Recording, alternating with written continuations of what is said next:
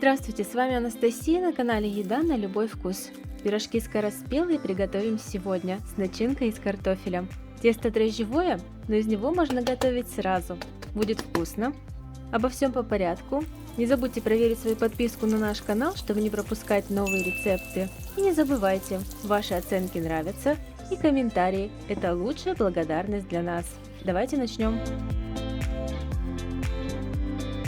Логичнее сначала будет сделать начинку, так как тесто экспресс. Как говорила ранее, пирожки будут с картофелем. Но чтобы было интереснее, добавим еще также шампиньоны. 2 луковицы обжариваем до золотистого цвета. Параллельно варим картофель без соли в количестве 600 граммов. К обжаренному луку добавляем грибы. Помешивая, ждем их прогревания и затем хорошо обжарим.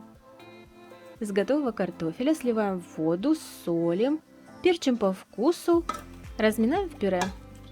Ни молоко, ни сливочное масло добавлять не буду. Масла растительного, на котором обжаривались грибы и лук, будет достаточно. Хорошо перемешаем и, конечно, остудим начинку до еле теплого состояния. Для тех, у кого нет весов, все ингредиенты из точных граммов я всегда перевожу в ложки и стаканы. Указаны они рядом с точными граммами прямо под видео. Теперь тесто для пирожков. 25 граммов сахара, 9 граммов соли, 100 граммов муки и 30 граммов растительного масла перемешиваем, вливая кипяток в количестве 200 мл. Кипяток не крутой, температура от 70 до 95 градусов. Это будет заварная часть дрожжевого теста. От кипятка мука становится как клейстер, и за счет этого тесто будет удерживать больше влаги. Пироги в итоге вкуснее и пышнее. Заварной части теста даем слегка остыть до теплого состояния. Возьмем еще 200 мл теплой воды, в которой размешиваем 10 граммов сухих дрожжей. И смело выливаем их в теплую заварную основу. Размешай, добавим муку, всего пока пару ложек, чтобы с ней ввести 15 граммов кукурузного крахмала. Крахмал делает корочку пирожка более хрустящей. Добавляем еще муку, чтобы получить мягкое и не липкое к рукам тесто. Отмерила 580 граммов муки, и поэтому в итоге ушло 680 граммов на все тесто. Тесто не требует часовой расстойки, хотя пирожки, а точнее тесто, поднимется в процессе жарки. При этом привкуса дрожжей вы совершенно не заметите. Накрываем на 10 минут, чтобы развилось больше клейковины, и смотрите, как заметнее оно за это время становится мягче. Слегка тесто обминаем, делим на кусочки, сразу округляя для удобства раскатки.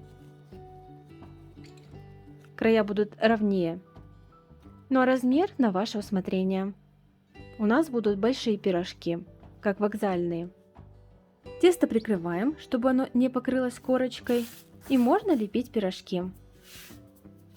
При лепке использую муку. Пирожки делаю без скалки, тесто приятное, эластичное, мягкое. Размещаю щедрую ложку начинки в центре. Не делаем лепешку слишком толстой, чтобы тесто хорошо успело прожариться на сковороде.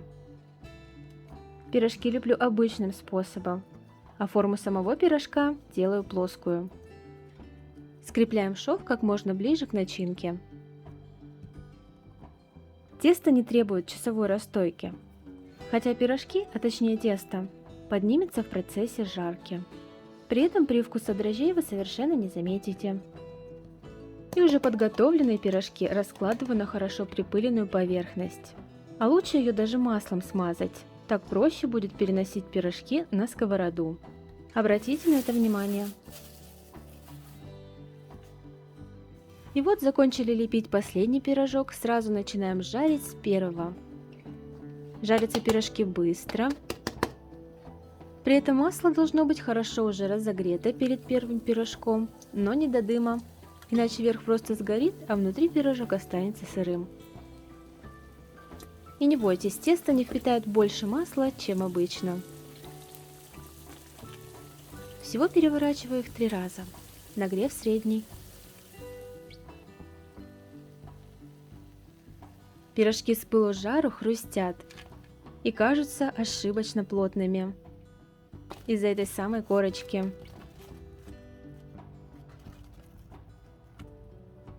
Покажу вам чуть позже, какие они станут. Не переключайтесь. Дожариваем последние пирожки и уже не терпится их попробовать.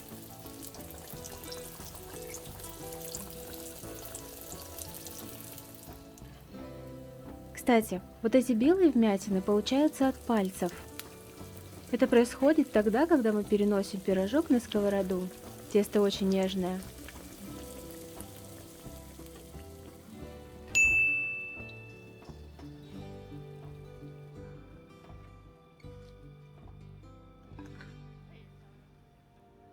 Пирожки едва успели остыть.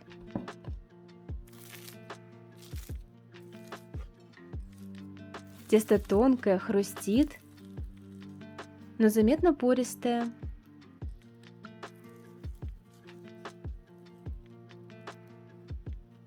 И самые первые пролежали уже дольше, заметно помягчали и более нежные. Тесто будет вкусное и на второй день. Но пирожки с картофельной начинкой советую есть сразу. Да вы и сами все знаете. Готовьте с удовольствием, делитесь видео с друзьями, ставьте нравится. Пока!